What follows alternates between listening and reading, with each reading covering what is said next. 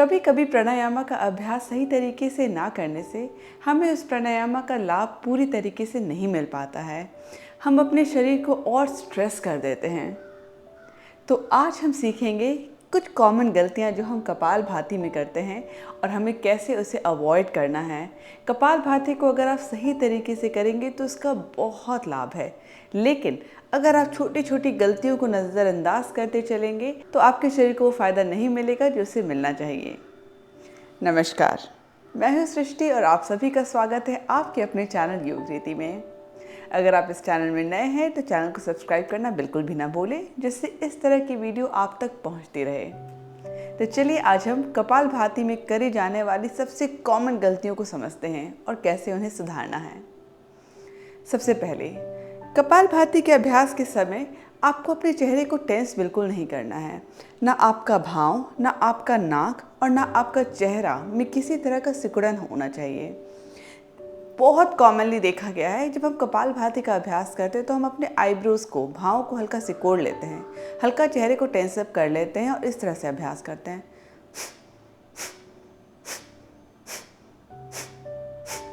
ये नहीं करना है। आईब्रोज बिल्कुल रिलैक्स करना है। कपालभाति शुरू करने के पहले थोड़ी देर बिल्कुल नेचुरली सांस लेके पहले मन को शांत कर ले। एक बार आपका चेहरा, मन, शरीर बिल्कुल रिलैक्स हो जाए तभी उसका अभ्यास करें। नाक को भी नहीं सिकोड़ना है, तो इस तरह से आपका नाक नहीं होना चाहिए। चेहरा ही आपके पूरे हाव भाव को रिफ्लेक्ट कर देता है, तो अगर आप टेंस्ड होकर कर रहे हैं तो आपके चेहरे पे बहुत ईजिली दिख जाता है। कपालभाति का अभ्यास करते समय एक बार अपना वीडियो बनाकर देखें। क्या आप अपने भाव को सिकोड़ते हैं? क्या नाक को सिकोड़ते हैं? क्या आप टेंशन में रहते हैं? सबसे पहले तो हमें वो दूर कर लेना है। Most common mistake. दूसरी बात, ये सबसे कॉमनली पूछा जाने वाला क्वेश्चन, कपालभाति का अभ्यास करते समय सांस लेते समय पेट अंदर होना चाहिए या सांस छोड़ते समय बाहर होना चाहिए? देखिए, कपालभाति का अभ्यास करते समय आपको इस बात पे बिल्कुल ध्यान नहीं देना है कि मेरा पेट कैसे मूव हो रहा है। वो नेचुरली होना चाहिए। मैं आपको समझाऊंगी कैसे।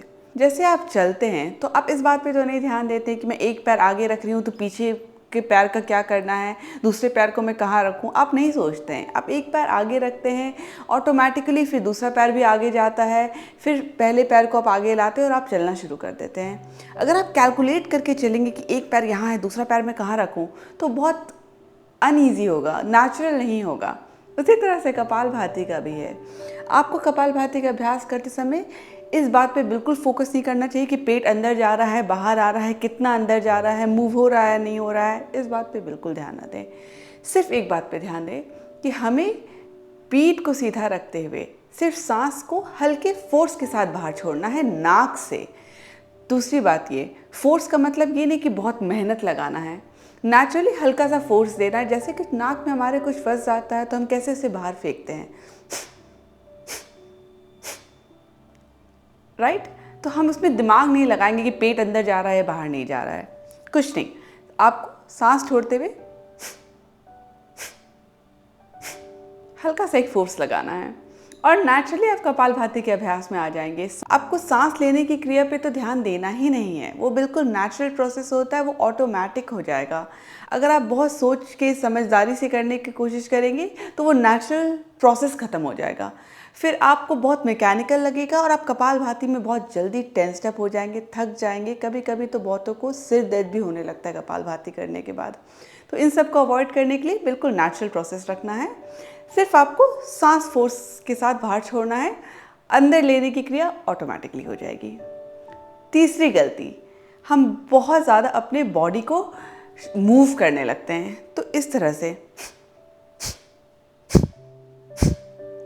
आपका पीठ बिल्कुल भी नहीं मूव होना चाहिए, आपका कंधा बिल्कुल भी नहीं मूव होना चाहिए, बिल्कुल रिलैक्स होना चाहिए। तो शोल्डर्स को हल्का रोल बैक करते हुए बिल्कुल आराम से आप बैठेंगे और बस नेचुरली सांस बाहर छोड़ेंगे।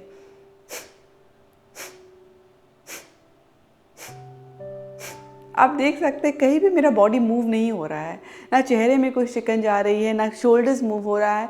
पेट ऑटोमेटिकली अंदर बाहर हो रहा है, जिस पर मैं ध्यान नहीं दे रही हूँ, वो ऑटोमेटिकली होते जा रहा है।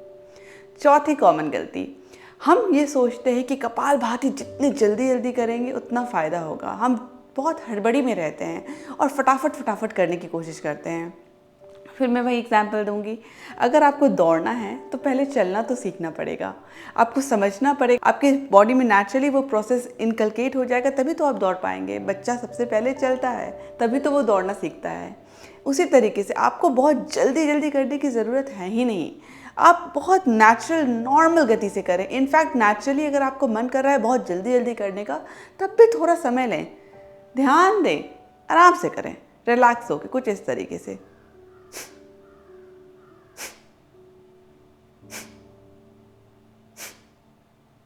यहाँ पे कोई हड़बड़ाहट नहीं है, बिल्कुल ये सोचने की ज़रूरत नहीं है कि एक बार में हमें कितनी बार सांस लेना है, कपालभाति एक बार में कितनी देर करनी चाहिए।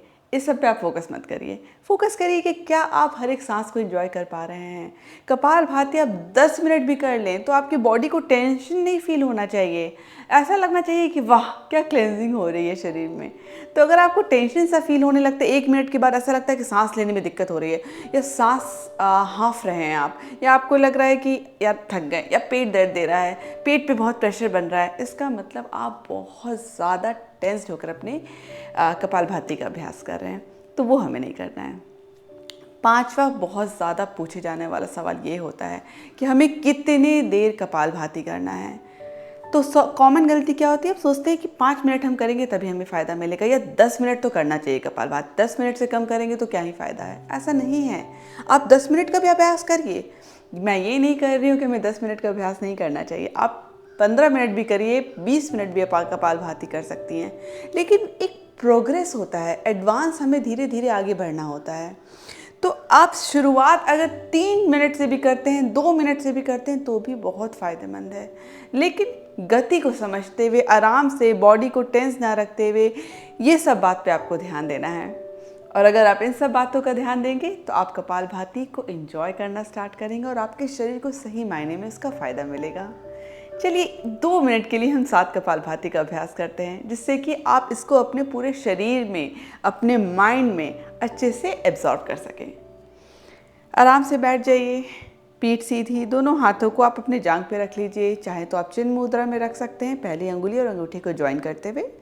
ना चाहें तो सिर्फ अपने हथेली को बिल्कुल आराम से खोले रखें। पीठ सीधी, आंखों को बंद करें, बिल्कुल नेचुरली सांस लें। अभी हम कपालभाति का अभ्यास शुरू नहीं कर रहे हैं, बॉडी को रिलैक्स होने दीजिए।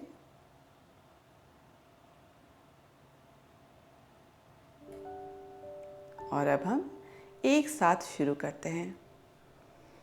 ध्यान रहे सिर्फ सांस बाहर छोड़ने पे ध्यान देना है, पेट पे से ध्यान बिल्कुल हटा दीजिए। आप सिर्फ थोड़ा फोर्स के साथ सांस बाहर छोड़ेंगे और सिर्फ उस पर फोकस करेंगे। शुरू करते हैं।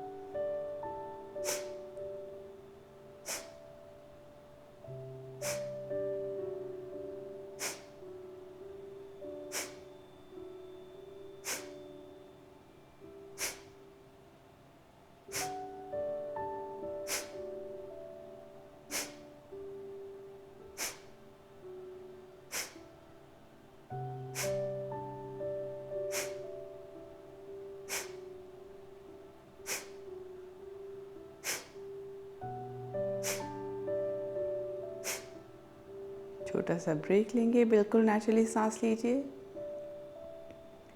ऑब्जर्व करिए कि आपके भाव में सिकुड़न है, आपकी बॉडी को कैसा फील हो रहा है। रिलैक्स, बस एक बार और शुरू करते हैं।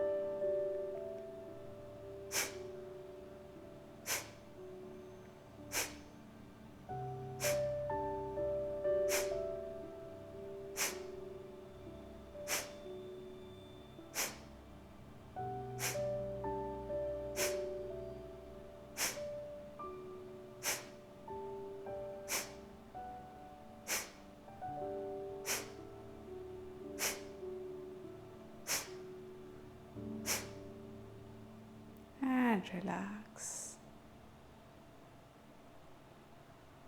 धीरे से अपने आंखों को खोलें। यहाँ एक और बात का ध्यान रखना है, कपालभाति के अभ्यास के बाद अपने शरीर को 1 मिनट का समय दें, जिससे कि आप ऑब्जर्व करें कि आपकी सांसों में क्या चेंज आया है।